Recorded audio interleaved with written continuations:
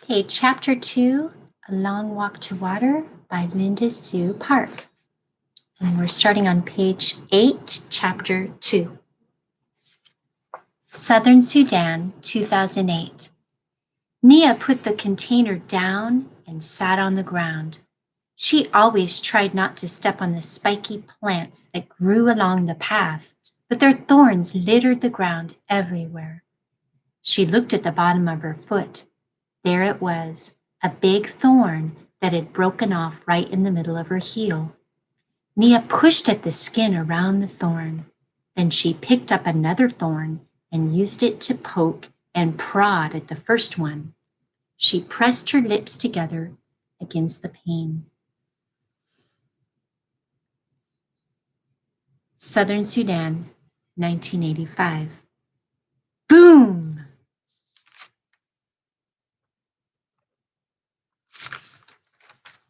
Salva turned and looked.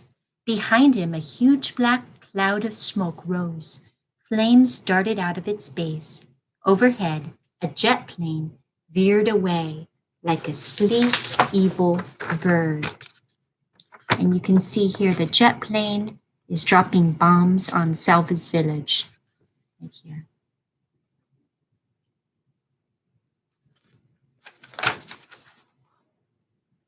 In the smoke and dust, he couldn't see the school building anymore. He tripped and almost fell. No more looking back. It slowed him down. Salva lowered his head and ran. He ran until he could not run any more. Then he walked for hours until the sun was nearly gone from the sky. Other people were walking too. There were so many of them that they couldn't all be from the school village. They must have come from the whole area. As Salva walked, the same thoughts kept going through his head in rhythm with his steps. Where are we going? Where is my family?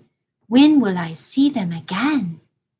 The people stopped walking when it grew too dark to see the path. At first, everyone stood around uncertainly, speaking in tense whispers or silent with fear. Then some of the men gathered and talked for a few moments. One of them called out, "Villages, group yourself by villages. You will find someone you know." Salva wandered around until he heard the words, "Lonarik, the village of Lonarik, here." Relief flooded him. That was his village. He hurried toward the sound of the voice. A dozen or so people stood in a loose group at the side, go ahead and turn to page 10, of the road. Salva scanned the faces. There was no one from his family. He recognized a few people, a woman with a baby, 2 men, a teenage girl, but no one he knew well. Still, it was comforting to see them. They spent the night right there by the road, the men taking shifts to keep watch.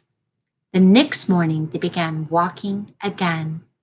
Salva stayed in the midst of the crowd with the other villagers from Lonarik.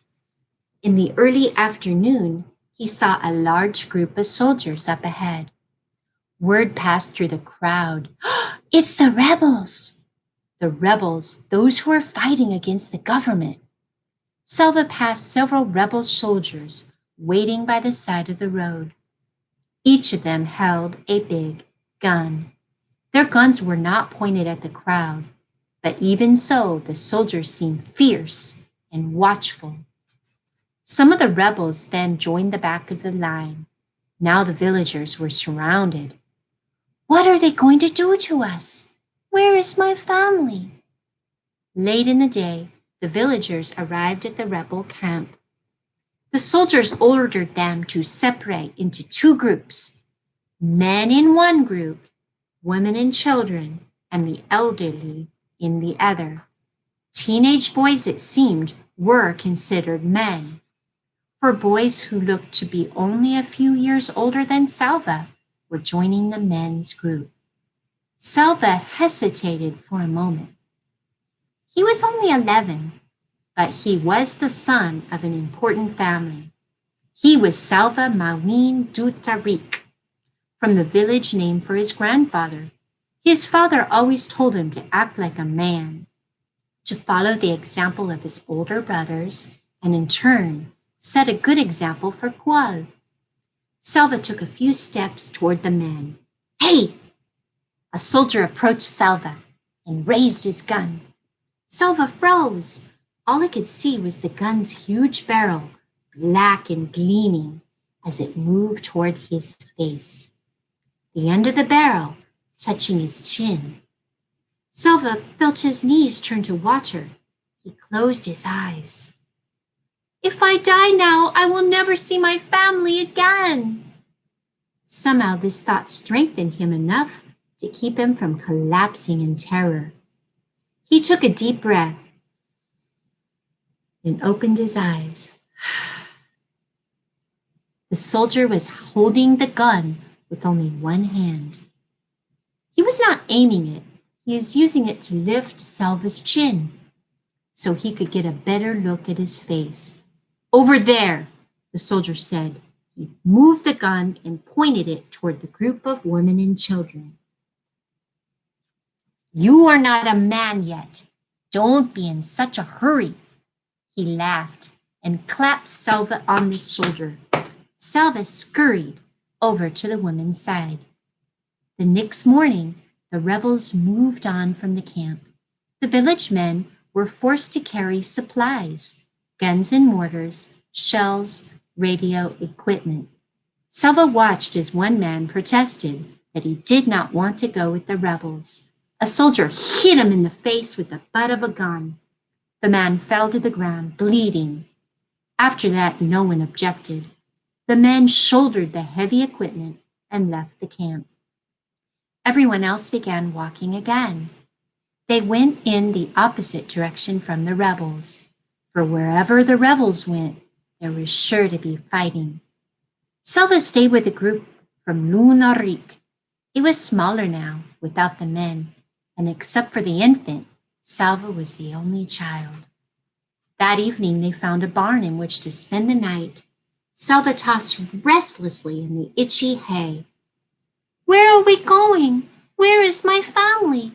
When will I see them again? It took him a long time to fall asleep. Even before he was fully awake, Salva could feel that something was wrong. He lay very still with his eyes closed, trying to sense what it might be.